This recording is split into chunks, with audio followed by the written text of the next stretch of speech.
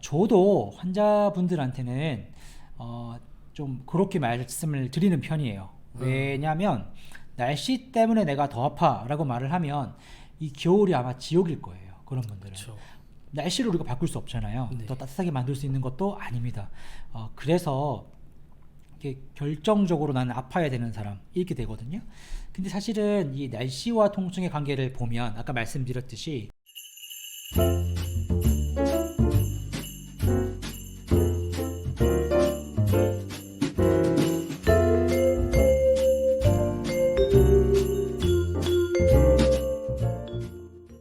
안녕하세요. 네, 오늘은 좀 제가 질문이 있어서 영상을 찍게 되었는데요.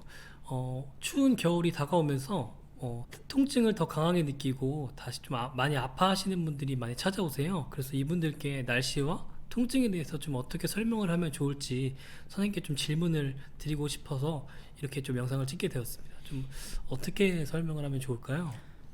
지금 날씨가 굉장히 춥습니다. 네, 우리나라가 시베리아보다 더 추운 지금 나라가 되어버렸어요. 그래서 많은 분들이 이 추위 때문에 고생을 하고 계시는데요. 네. 특히 아프신 분들은 이 날씨가 추워지고 흐려지면서 굉장히 통증 때문에 고생하시는 분들이 많습니다. 저도 이제 그래서 좀 예전에 자료를 찾아본 게 있는데 그때 재밌는 연구가 있었어요. 무릎 관절염 환자 200명을 대상으로 온도가 10도씨 이하로 떨어질 때 그때 무릎 통증이 아주 미미하지만 증가하는 경향을 보였다라는 그런 보고가 있습니다. 그래서 또 다른 연구들을 보니까 그 이유에 대해서 이렇게 설명하고 있더라고요. 이 온도가 급강하게 되면 심박수가 증가하게 되고 면역세포가 활성화가 되면서 우리 통각신경이라는 게 있어요. 통증을 자각하는 데 있어서 꼭 필요한 이제 신경일 수 있는데 이러한 통각신경이 더 많은 일을 하게 되고 그래서 환자분들이 더 통증의 자각이 더 커질 수밖에 없다. 이제 그런 연구가 있었습니다. 그리고 또 이제 겨울철에는 날씨가 좀 많이 흐린 날이 많은데 날씨가 흐리다라는 것은 이제 기압이 낮아졌다는 얘기가 되고요. 이러한 기압이 낮아지게 되면 우리 몸을 밀어내는 압력이 좀 줄어들기 때문에 뭐 실제로 그런 압력을 우리 몸에서 느낄 수는 없겠지만 아무튼 간에 그게 좀 적어지면서 우리 몸 안에서 밖으로 밀어내는 이러한 관절에 대한 그런 압력은 좀 더 증가하는 경향을 보입니다. 그래서 관절통들이 좀 호소하는 경향이 있다고 하고요. 이러한 생리적인 반응만 있는 게 아니라 또 어떤 게 있냐면 상훈쌤도 이렇게 날씨가 추워지면 바깥 활동을 좀 하기 힘들지 않나요? 네, 좀 안 하게 되는 경향이 그쵸. 있죠. 네, 맞아요. 그래서 환자분들도 보면 이제 좀 날씨가 추워지기 때문에 원래 하시던 그런 실외 활동들을 하지 않으시고 집에만 있으시는 경우들도 많아요. 이제 그러다 보면 자연스럽게 이 햇빛을 쬐는 시간들이 좀 적어질 수밖에 없고요. 그 다음에 신체 활동이 좀 줄어듭니다. 이랬을 때는 우리가 좀 약간의 그런 우리 마음에 그런 우울한 마음들이 좀 증가할 수 있고요. 이것이 결국은 좀 통증을 증가시키는 이유가 되지 않을까라는 생각도 하게 되었습니다. 그렇죠. 그렇군. 선생님, 근데 그렇지 않은 사람들도 있지 않나요? 어떤 사람들요? 뭐 겨울마다 아프다거나 그렇지 않은 사람들도 많잖아요. 저도 그렇고 그런 분들은 또 다르게 바라봐야 될까요? 네, 맞습니다. 그래서 사실 우리나라 사람들이 그 왜 이런 말 있잖아요. 이게 이제 기상청보다 네. 왜 허리 통증이 더 정확하다. 날씨를 예측하는. 그래서 굉장히 날씨와 통증이 밀접한 관련이 있다라고 믿는 것 같아요.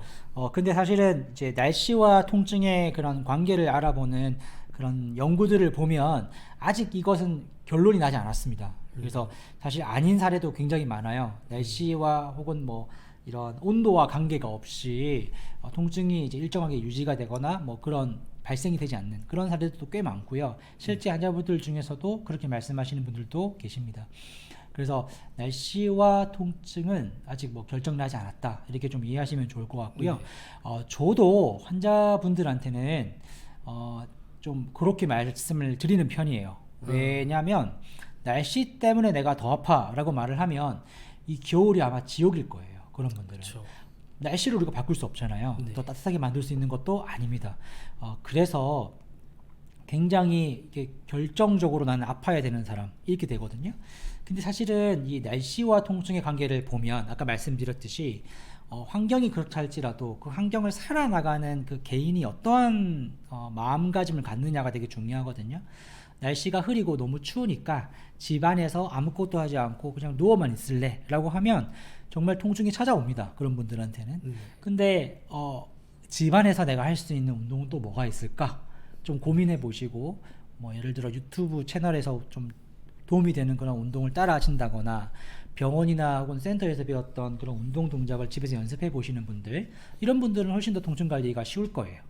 예, 그리고 또 조금 힘들겠지만 밖에 나가서 그래도 실외 활동을 좀 유지해 보려고 하시는 분들도 사실은 그렇지 않은 분들에 비해서 훨씬 더 통증 관리는 좀 도움이 되지 않을까 싶습니다.